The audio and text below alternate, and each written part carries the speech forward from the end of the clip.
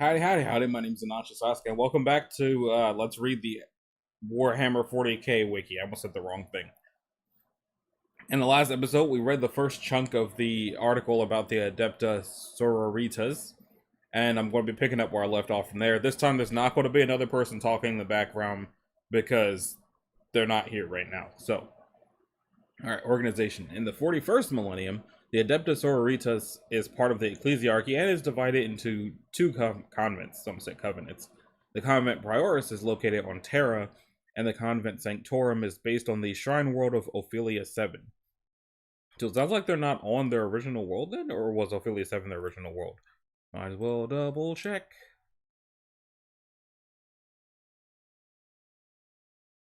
Yeah.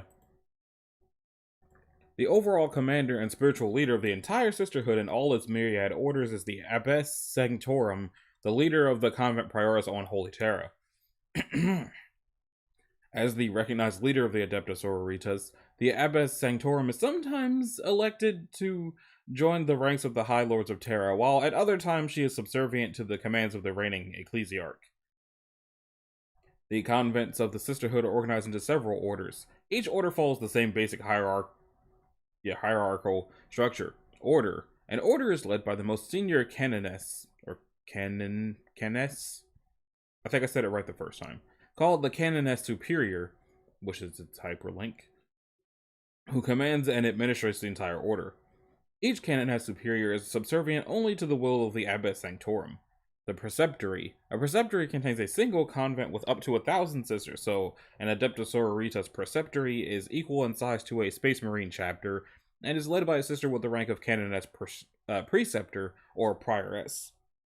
Commandery. A commandery normally comprises several smaller convents or detachments of orders militant sisters from a single convent with up to 200 sisters of battle, commanded by a canoness commander. A commandery is more or less equal in size to a Space Marine company. Mission. The smallest organizational unit of the sisters. A mission consists of a few Sororitas units and can be led by a canoness or the lesser rank of Palatine. Almost said Palpatine. The hierarchy. Unlike the many chapters of the Adeptus Astartes, the sisterhood is united into a single organization with a centralized ruling body. The overall head of the Adepta Sororitas holds the rank of Abbess Sanctorum and is elected from and by the leaders of all the orders. Beneath the Abbess Sanctorum are two prioresses, one leading each convent, and below these, the canoness superior of each individual order. There exists a hierarchy of sorts among these leaders, though to outsiders it is highly arcane and ritualistic and based on a system of precedence. I almost said precedence. Orders that were established by the ecclesiarchal writ are ranked higher in the order of precedence than those that were formed by a group splitting off from a pre-existent order. This is especially visible in the 6 orders militant majores, each of which has spawned dozens of far smaller lesser orders militant, the canonesses superior of which rank lower in the order of precedence than those of their parent organization. The canonesses superior are aided in their duties by the order's palatines. These are highly experienced and capable officers from whose ranks the next canoness superior will be drawn. It is the palatines that often lead missions into the field, whether the order is an order militant fighting the enemies of mankind or an order hospitaller establishing a hospital at the front lines. So a medic then. Below the palatines, or palatines, are essentially the non-commissioned officers known as the Sisters Superior, who lead or supervise groups of their sisters in whatever task the order in question is focused upon. I feel like focus doesn't have 2 S's in it. Members of the Adepta Sororitas can and do transfer from one order to another, depending on their own unique skills and experience. In particular, a sister of the order militant may eventually transfer to a non-militant order to carry on the Emperor's work, should age or injury render her less effective a warrior. Furthermore, it is not unheard of for a senior member of the sisterhood to transfer to another organization entirely. Several canonesses are known to have become inquisitors, one a cardinal, palatine, whichever, or even a rogue trader. Specialist formations. The Sororitas Command Squad. A Sororitas Command Squad is formed from the ranks of the elite Celestians, for only the most dedicated and distinguished Sisters of Battle are granted the privilege of forming their leader's bodyguard.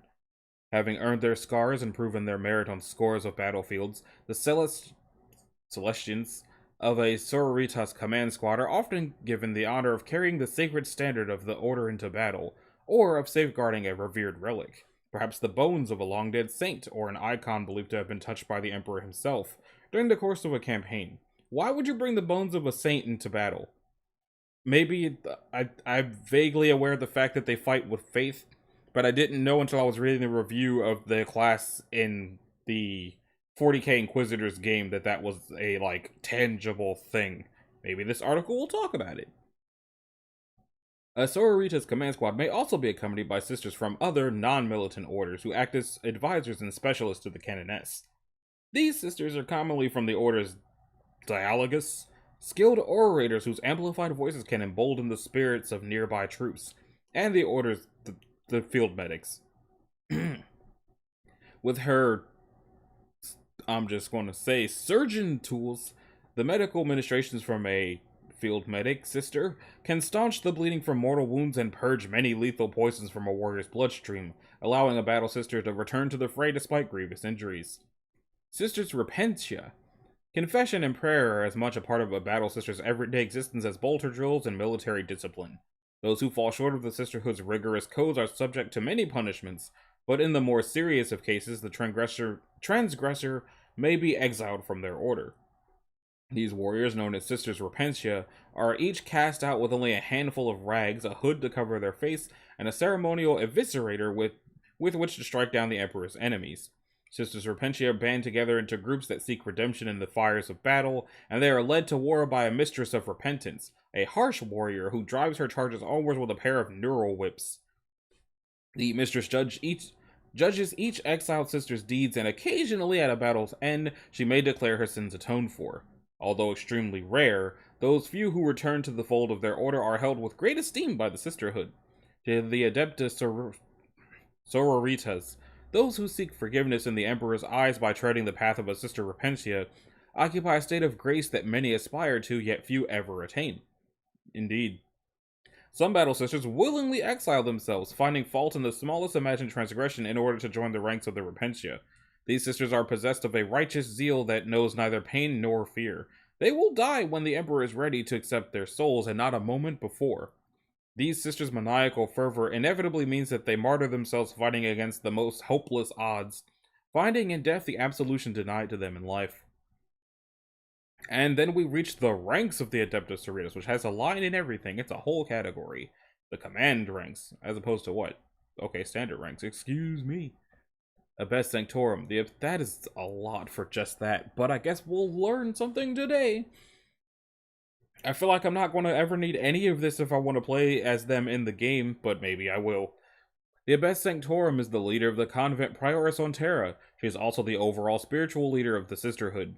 In military matters, she is assisted by the Prioris of the Convent Sanctorum. In the centuries following the Age of Apostasy, Saint Alicia Dominica led the Adepta Sororitas as founder and overall patron.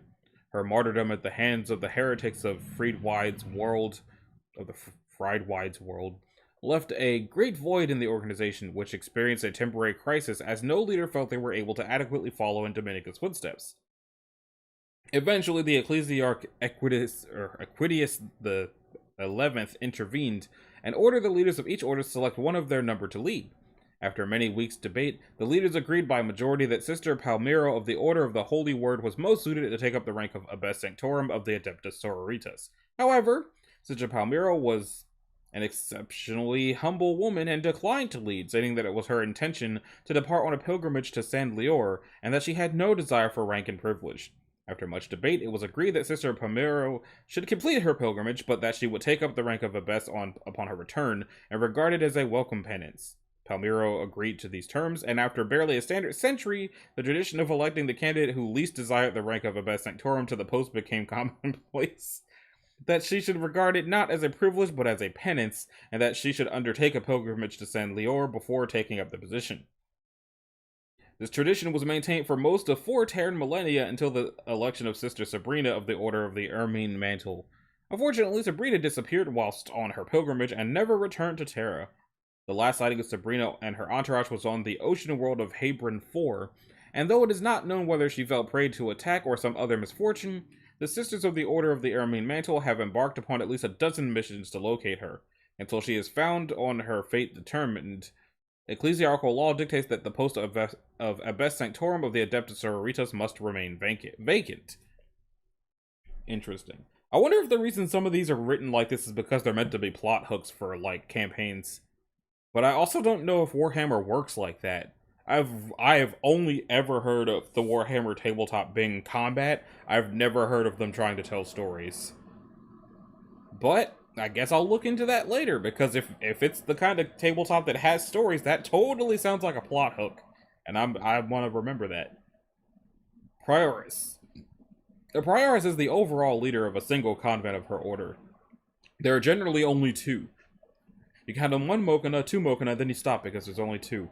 The Prioress of the Convent Sanctorum on Ophelia 7, and the Prioress of the Convent Prioress on Terra. Then the Canoness is an overall senior commanding officer of one of the Order's militant, each a veteran warrior of many hundreds of battles who has risen to her position through a combination of strong leadership, shrewd tactical genius, and sheer overarching faith in the Emperor. Though she is ostensibly answerable to the Prioress of her convent, a Canoness's superior knowledge of battle inevitably holds sway over concerning military matters. There are several subdivisions of this rank, including Canoness Superior, Preceptor, and Commander, which we've already read about.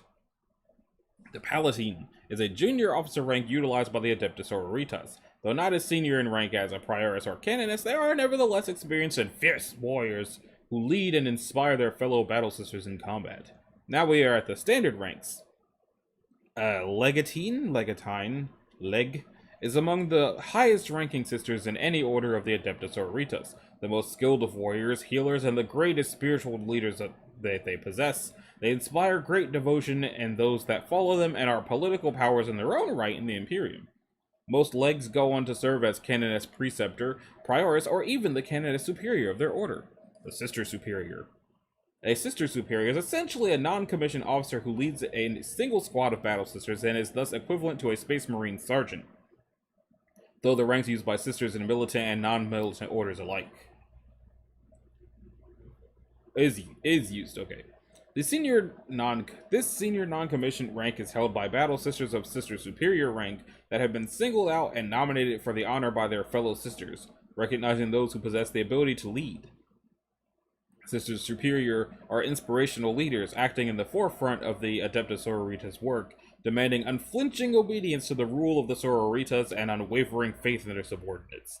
They are often given command of forces on the battlefield, field hospitals, and active war zones, or particular missions of investigation, as the purpose of their individual order or the Inquisitor they serve warrants. Sister. The lowest rank of the Adepta Sororitas, a sister has fully accepted the rule of the Adepta Sororitas and has taken her vows to the Emperor. Novitiate.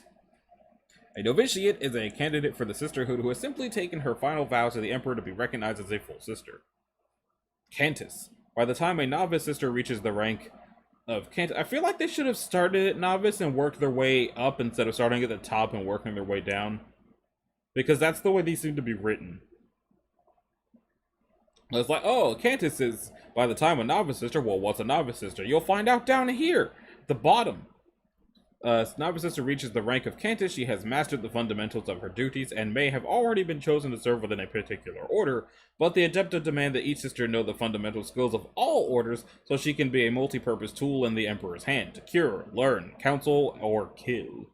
It is as a Cantus that she will train her hands in these skills before being assigned to her final place in the order. Constantia.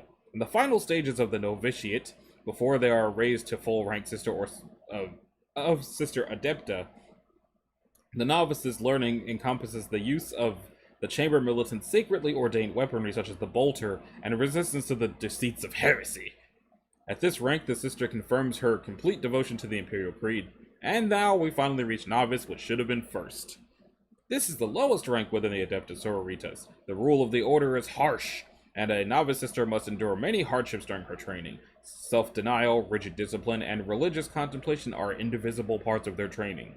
They are armed not only with skills needed to defend the Adeptus Ministorum, but also with training that teaches them to fan the flames of their faith into a roaring blaze. And now we're at the Order's militant tactical specializations, which starts at Celestian. Celestians are battle sisters who have proven themselves above and beyond the call of duty in their devotion to the Emperor during battle. The most experienced battle sisters are granted the honorific of a Celestian, marking them out as highly skilled veterans of hundreds of engagements and combats, who often serve as bodyguard units for canonesses and palatines. Celestians are the equal of any other fighting force humanity has to offer other than the transhuman space marines. Almost said trash human, because I missed the letter N there for a second. They are greatly skilled, tactically experienced, and resolute in their faith in the God Emperor. The senior Celestians in the Order are called Celestian Superior. I mean, it makes sense, that tracks. And they aid the Canoness Superior with day-to-day running of the Order. They specifically act as administrative liaisons between the Sister Superior of individual squads and the Canoness, and may even lead battle sisters in the combat when the Canoness is otherwise engaged. Seraphim. Only the very best battle sisters are able to join the ranks of the Seraphim, the elite warriors of the Order's militant. Seraphim receive special training and equipment and are the equivalent of assault space marines. The Seraphim squad is comprised of Sisters of Battle who are trained in using jump packs. They have the ability to fire 2 bolt pistols simultaneously, making them experts at close combat. Seraphim squads are deployed as a fast attack squad with the Sisters of Battle. The squad can be accompanied by a Sister Superior. Occasionally, Seraphim carry a pair of hand flamers, a single hand version of the regular flamer, or inferno pistols. There's hand flamers? What? Get out of here. That sounds awesome. I want to see what that looks like. Hang on. Ancient Festus pattern hand flamer employed by the Word Bearers Legion. That's adorable. Is it the same thing as the Inferno pistols, or is that something else? The Inferno pistol is absolutely something else, and it looks cool. Retributor. A Retributor is a standard battle sister who is outfitted with the Order's heaviest weaponry. Believing that the Emperor himself guides their aim, these sisters annihilate the Ecclesiarchy's foes with overwhelming firepower. Retributors are commonly armed with heavy bolters to provide long-range support to squads of battle sisters, cutting down hordes of enemy infantry with a staggering rate of fire. However, in the close confines of urban warfare, or where the foe are wont to shelter behind armored bulwarks, Retributors prefer to rely upon heavy flamers, unleashing searing infernos that burn the opponents out of cover and reduce them to charred corpses. Finally, completing the holy trinity of bolter, flamer, and melta weapon, Retributors are also adept at wielding deadly multi-meltas, whose roaring thermal blast can reduce the mightiest of battle tanks, the molten slag. What is a multi-melta? Oh my god! Yes. Bring the flamer. Sisters, bring me the heavy flamer. You want the heavy flamers or the multi-meltas? Yes! Okay, Dominion. Dominion is a standard battle sister who utilizes specialized weaponry such as storm bolters, flamers, and melta guns. What is a storm bolter? They're amongst their Order's most aggressive warriors, driven by the need to destroy the Emperor's foes. Though their training has tempered the worst excess of their impetuosity, Dominion still yearn to fight at the fore of any Sororitas attack. As such, the Order's militant maintains several units who are almost solely comprised of such warriors. Dominion squads are the Sisters of Battle shock troops, and they are primarily tasked with leading the vanguard of Sororitas assaults, breaking through the enemy front lines, destroying heavily defended fortifications, and blunting the spearheads of any counterattacks. I need to know what that looks like.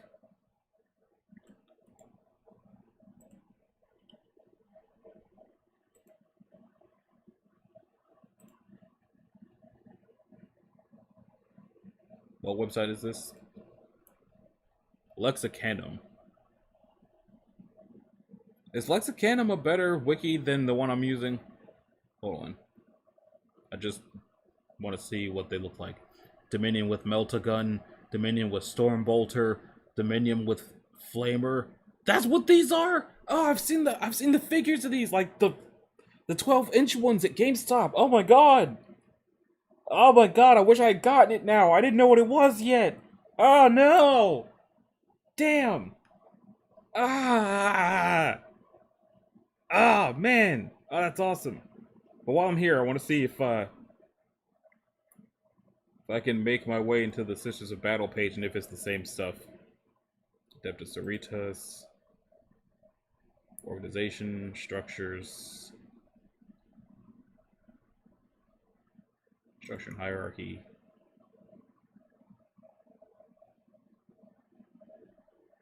Let's compare the two. Alright, so here I was in the Order's Militant Tactical Specializations and I was at Dominion.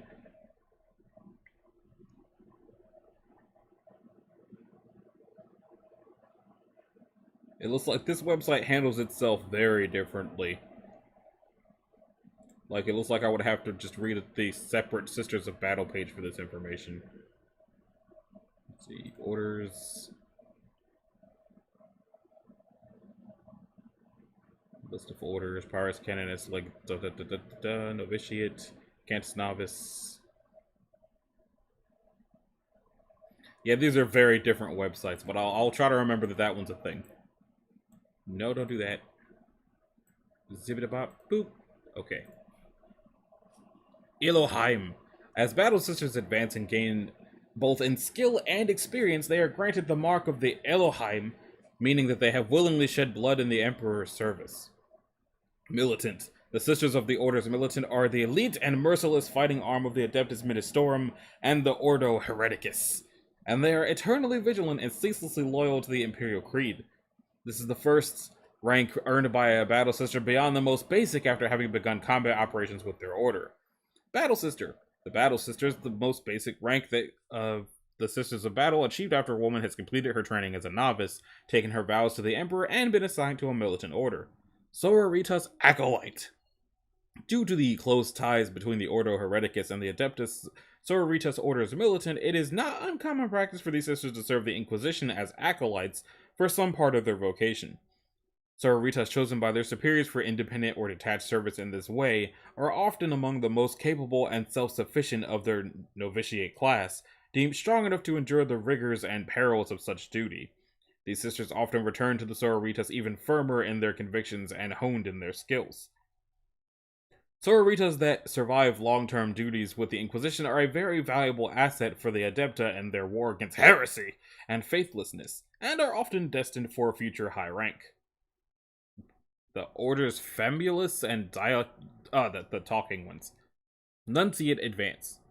The rank of Nunciate, or Messenger, is afforded to those among the Order's Famulus and Dialogus who excel not only in their crafts, but who are also noted for their skills in leadership and experience at dealing with the Imperium's hierarchy.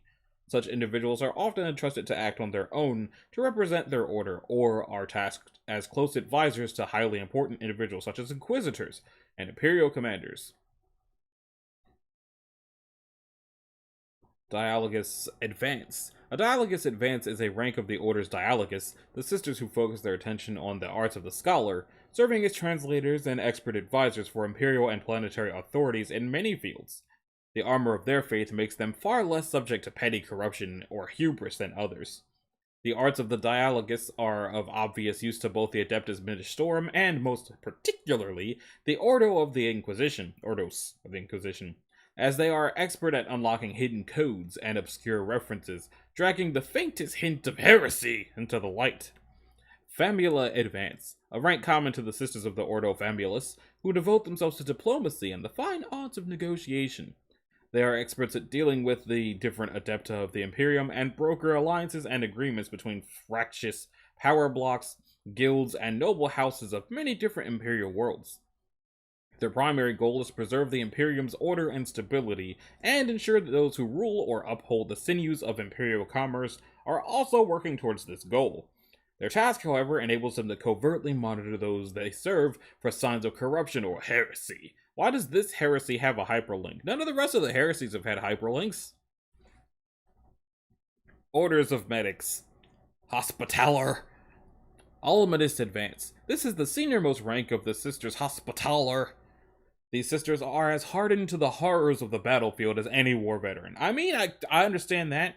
If you're in charge of making sure people's dangly legs are no longer dangly, that sounds about as privy to the horrors of war as you can get while still alive.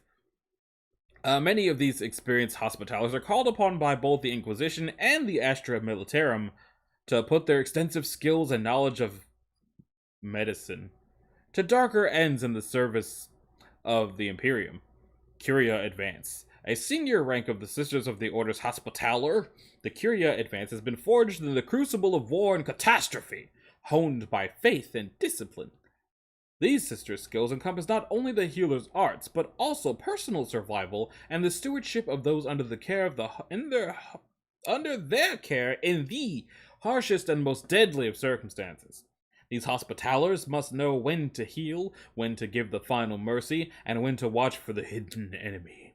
Hospitaller Advance, a rank of the Sisters of the Order's Hospitallers, who serve as physicians and offer palliative care at the front lines of the Imperium's many war zones and disaster areas. To the common citizenry, there are saintly figures beyond reproach, but they are no more forgiving nor compassionate than the battle sisters of the Order's militant if confronted by heresy or the works of the ruinous powers. There's another hyperlink for heresy. Recruitment. It is not enough to serve the Emperor, or even to love him. You must give to him all that you had, all that you have, and all that you shall ever have. You must give yourself over utterly and entirely to his divine will, and become a vessel of that will. Only then is your sacrifice fitting. From the rule of the Sororitas. The majority of recruits into the Adepta Sororitas are drawn from the Scala Progenium, having been identified by the drill abbesses of those imperial orphanages as suitable candidates from an early age. A few may be transferred from outside organizations, in particular the ranks of the servants of the Inquisition, although this is relatively unusual and only undertaken following lengthy consideration. Having been identified as a candidate for the membership, the individual is shipped to one of the two primary convents on Terra or Ophelia 7, where she will be subjected to a lengthy and arduous regime of testing as a novice, intended to gauge her suitability to join the sisterhood and to identify which of the orders she would be most suited to.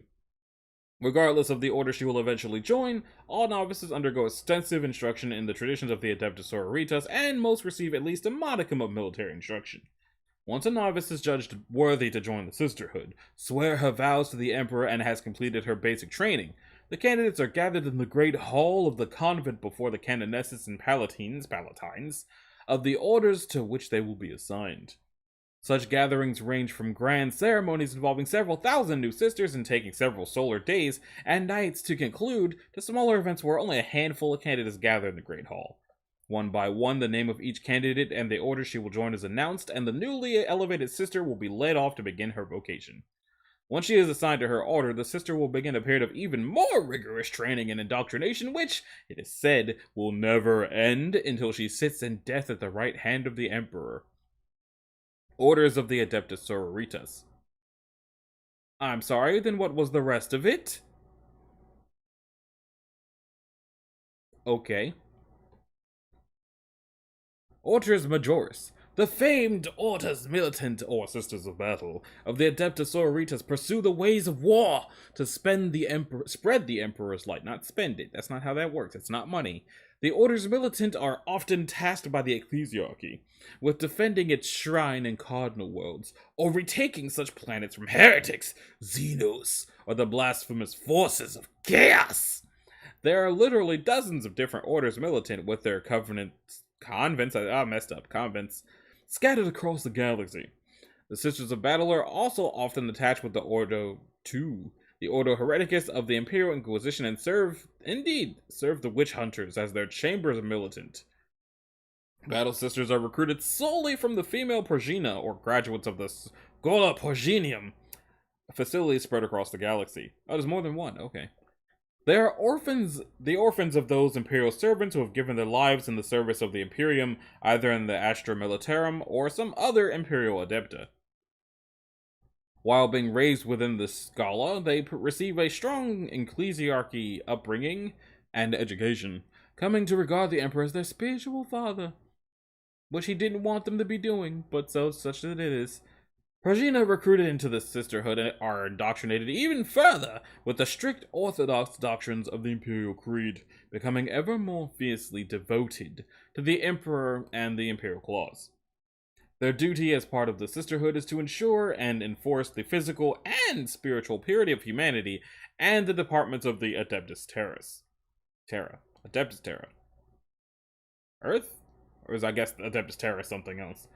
As they share much the same role within the Imperium as the Ordo Hereticus, Battle Sisters often form a major part of Ordo Hereticus military forces when a witch hunter does not wish to commandeer the forces of the Astra Militarum into his or her service to carry out a military objective. Which I guess explains why they're able to put the Sisters of Battle into Warhammer 40K Inquisitor Martyr in the first place, because it sounds like the Sisters of Barber? Sisters of Battle are both Inquisitors sometimes and Martyrs often.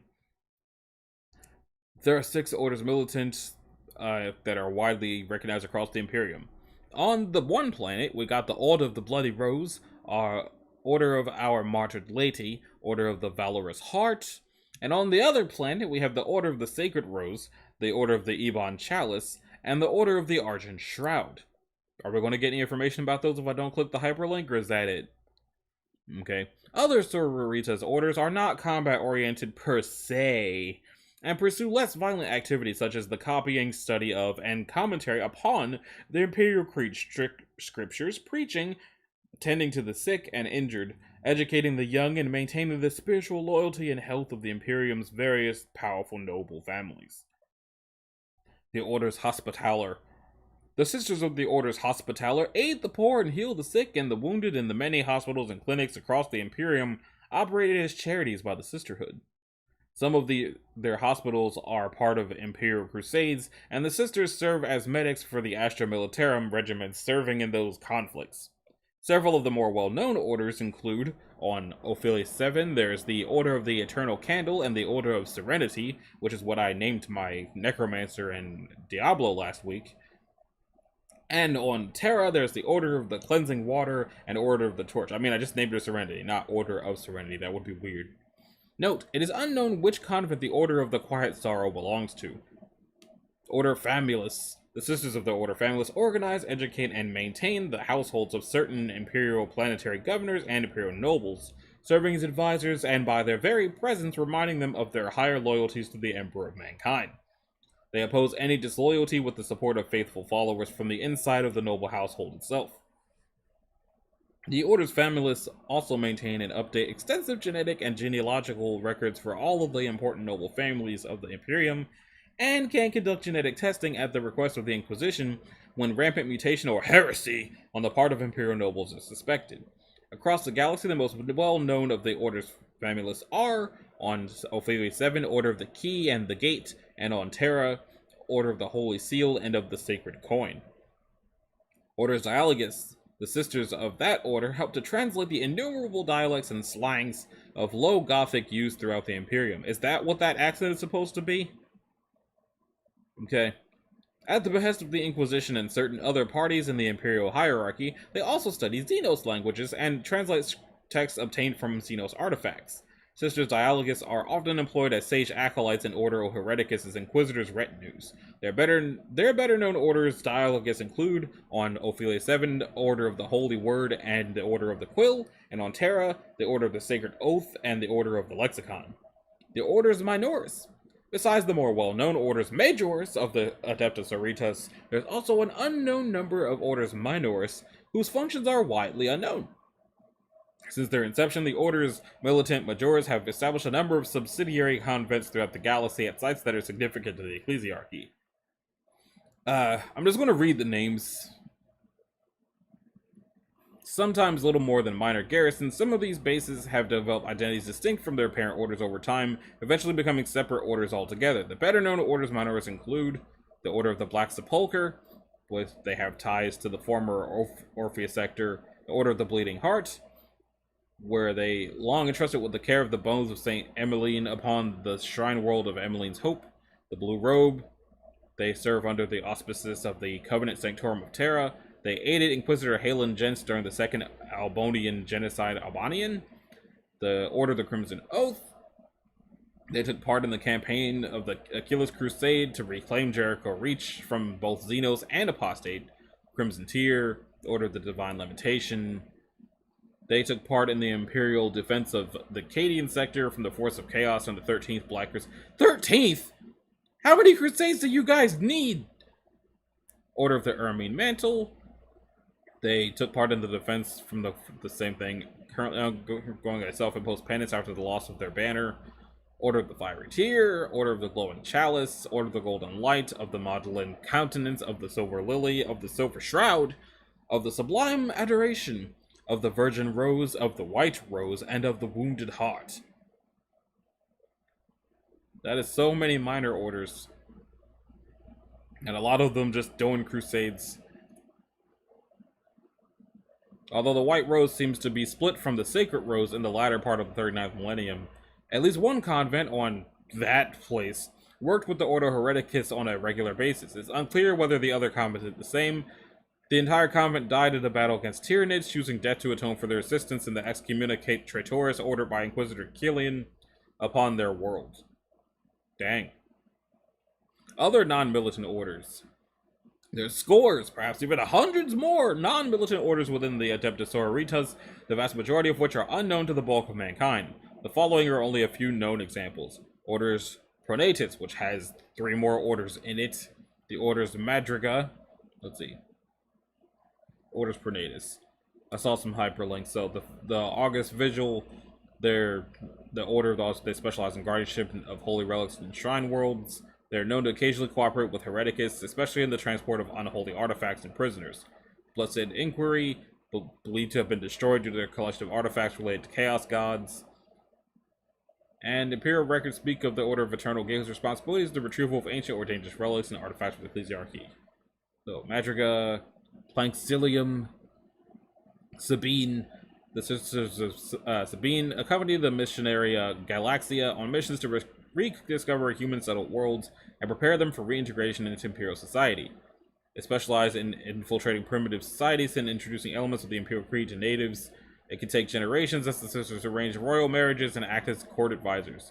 When it finally arrives on such a world, the local leadership is then primed to accept the spread of the Imperial cult without struggle or strife. Orders of Vespilla. The Dark Sisters are tasked by Cardinal Gregory Hester with the sanctification of the bodies of fallen kin, and are sometimes called upon to serve as forensic specialists when a thrown agent has recourse to disinter a long-dead corpse. Hester petitioned the Hospitaller to populate this order within the Calixis sector. Tasked with the interment of bodies, their gray-shrouded ceremonial robes are synonymous with the death of priests. They don't know why he felt it was so important that the bodies were properly buried, but rumors abound that he has secret knowledge of a prophecy regarding a long-dead saint.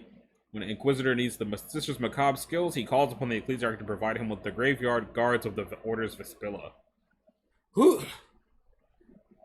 Notable Sisters of Battle. Saint Alicia Dominica, we know about her. Established sisterhood, she did all the cool things, fell at that battle. After surviving hundreds of blows before to a single traitor's last gun blast her heart, declared a saint. Why is there nothing about who the traitor was? Their name is capitalized, but there's no... Or was it just they were fighting a whole bunch of traitors? Saint Arabella, the patron saint of the Order of the Sacred Rose. Although this long-dead martyr never led her order in battle, it was founded in her name. She's one of the 5 companions of Dominica when they spoke to the Emperor. She disappeared in the late 30th millennium shortly after the death of Saint Mina. Her ultimate fate remains unknown. Saint Catherine.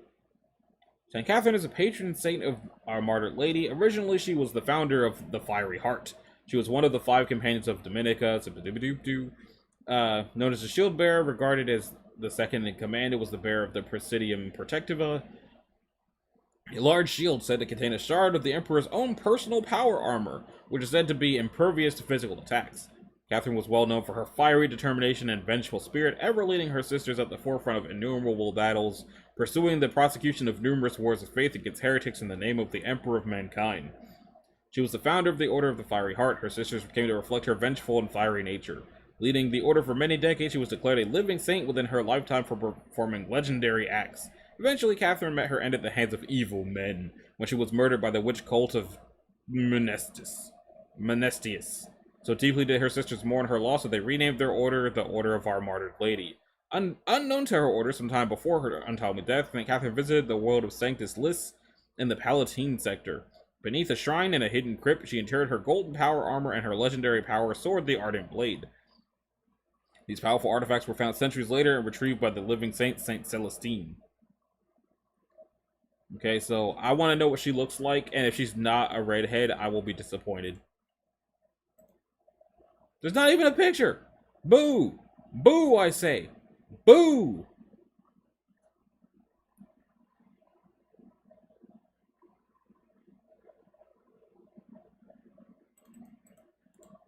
Let's see what the internet has to say. No. Warhammer. Images. Don't be boobs. It looks like this card here has... That's Soren! Get out of here! Does she have white hair? Ah, she should have been a ginger. They said fiery so many times. So, St. Lucia, youngest of the companions in the late 36th century, she was captured by recidivists who gouged out her eyes and forced her to endure the death screams of 1,000 innocents and the murder of a number of her sisters who remained resolutely silent. Mere days after word of her death reached the Holy Synod, she was canonized an imperial saint. Why did that happen? What are recidivists? Why is that not its own link? What was up with that? What?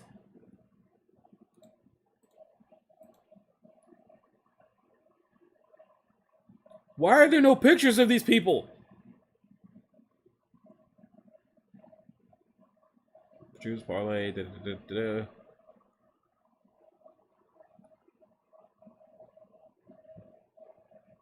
There's no link in here either. What? I want to know the story behind that. What are the recidivists? Why did they take her eyes? Why did they do these things? Saint Meta, the patron saint of the Bloody Rose. Although this long-dead martyr never led orders in battle that found her name. Huh? Didn't it just say that for somebody else? Okay. In the late, she was martyred by a sanguinary chaos cult while at prayer in a shrine on.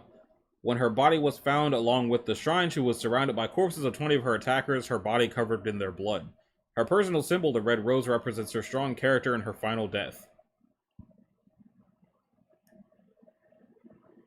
If she was at prayer, that's not really what a martyrdom is. I think y'all are playing pretty fast and loose with that word at this point. Saint Silvana, also one of the people with the Dominica, met her fate at the hands of a death cult assassin. Her remains disappeared while lying in state at Prioris. She was declared an imperial saint by unanimous vote of the Holy Synod of the Ecclesiarchy. Anais was a living saint that fought in the War of Faith in the Carava system, placed by Confessor Terginum March alongside the Order of the Sacred Rose in the defense of the Order's primary bastion in the Sama district on the planet Carava 1. When in battle, she was imbued with the inviolable aura, a powerful psychic aura which rendered every battle sister in her presence nigh invincible. However, this gift had one flaw, for if the holy shrines used in the blessing of this powerful aura were to be destroyed, the inviolable aura could be rendered impotent. This could make even the living saint subject to mortal wounds and allow her to be slain. Saint Celestine, who the audiobook, that's a lot of stuff about just that lady. Very little is known about the life of Celestine before she was declared a living saint, other than that she was once a Sister Repentia of the Order of the Martyred Lady, that fought alongside the multitudes of imperial faithful during the protracted war against the heretics of the Palatine Schism, to the forefront of the first wave of the deadliest fighting, and was thought to have been killed in battle before the capital city of the planet Eurytion? She fell that day alongside every other Repentia, but despite her defeat, it was said that she accounted for the deaths of over 100 schismatics during the assault. As her body was reclaimed by her sisters and set among the honored dead, her sisters saw that life still lingered within her, and the light of one touched by her by the divine will of the Emperor glowed within her eyes. Cleansing her body of the blood and filth of battle, the sisters were astonished to find that she stood flawless before them. The next day, the assault resumed with Celestine at the head of the Imperial forces. The heretics fell within hours as Celestine wreaked her bloody vengeance. She was hailed as the Crusade's figurehead as the entire sector was scoured of schismatics and those deemed unworthy of existing upon the worlds of humanity. The Crusade's leader, Lord Ansgar, believed the Crusade would reach its conclusion on the capital world of the Palatine sector, but Celestine insisted upon first liberating the small backwater planet of Sanctus Lis. Unknown to all but her, the world was home to the shrine of St. Catherine of the Order of the Fiery Heart, a holy place visited by that living saint in secret just before her death. Celestine's followers found a broken altar amidst some ruins and were ordered by Celestine to remove it. Beneath the shattered remains, a hidden crypt was found. Barring any from following her, Celestine descended the dusty steps that none had trodden in millennia. And the dawn of the first light broke. As the dawn of the first light broke above the ruined shrine, Celestine rose from the tomb, borne aloft on the column of divine radiance and attended by cherubs and doves. She was now clad in a suit of shining golden power armor and wielded a vibrant blade that none could look upon. The ardent blade of St. Catherine. I would like to take this moment to point out the fact that at the beginning of the wiki it said that not everything written on the wiki is reliable because humans wrote it. Celestine was declared a living saint by Lord Ansgar and a conclave of Thorian compatriots shortly thereafter. Saint Celestine was hailed as the hero martyr of the Palatine Crusade as she dispatched thousands of heretics during the prosecution of multiple wars of faith. The veneration by the Sisters of Battle was miraculous. She was a living saint whom the sisters would follow even unto the very center of the Eye of Terror.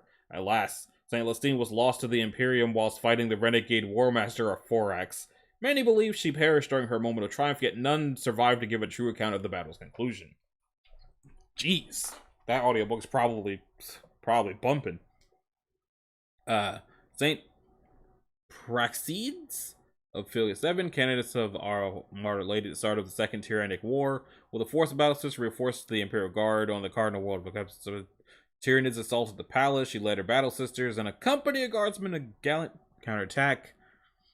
She bested a hive tyrant and broke the attack, buying thousands of refugees fleeing from the conflict time to evacuate the planet. Not content with this success, the Canesses pressed deep into the heart of the Tyranid swarms, leading a small army in a guerrilla war against the armies of the hive mind.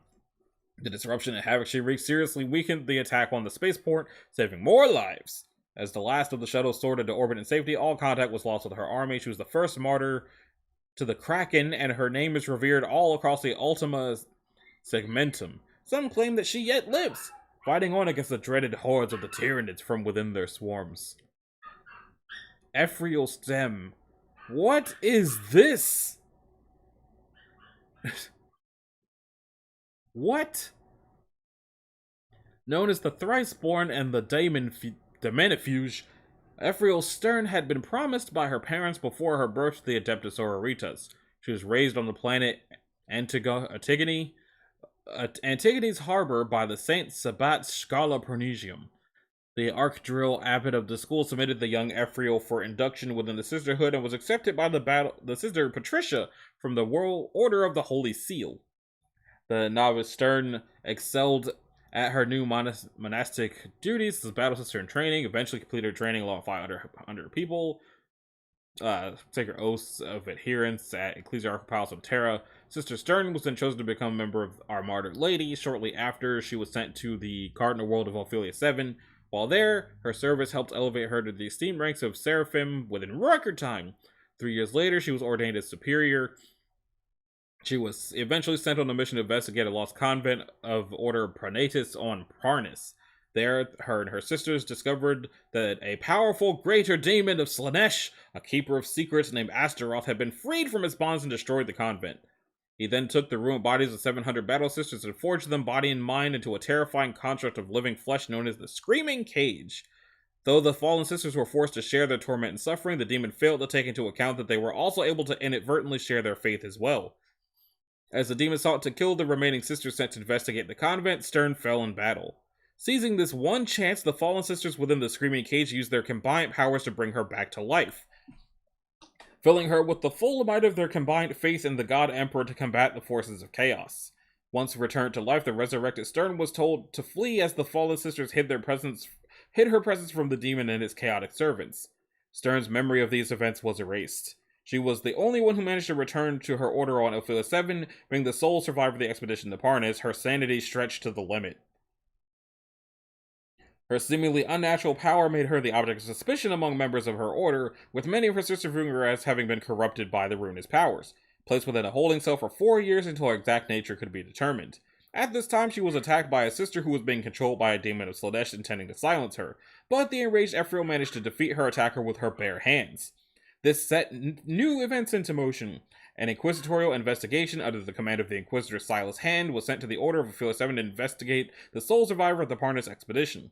Whilst at the Sanctorum, Stern underwent numerous trials to test her purity and soul for corruption.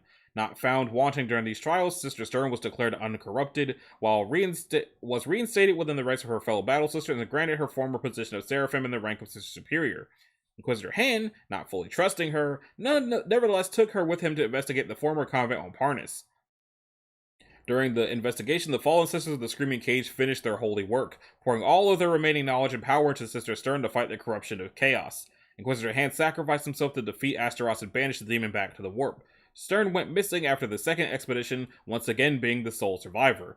Hunted by both the Imperium as well as the forces of chaos, Stern remains aloof from both. She even sacrificed herself, stabbing herself in the heart to escape the foul machinations of the vile chaos sorcerer Arimen of the Thousand Sons Traitor Legion. Resurrected once again by the power of the faith within her, Stern finally embraced her power and used it freely for the first time. She has even been able to use her newfound ability to defeat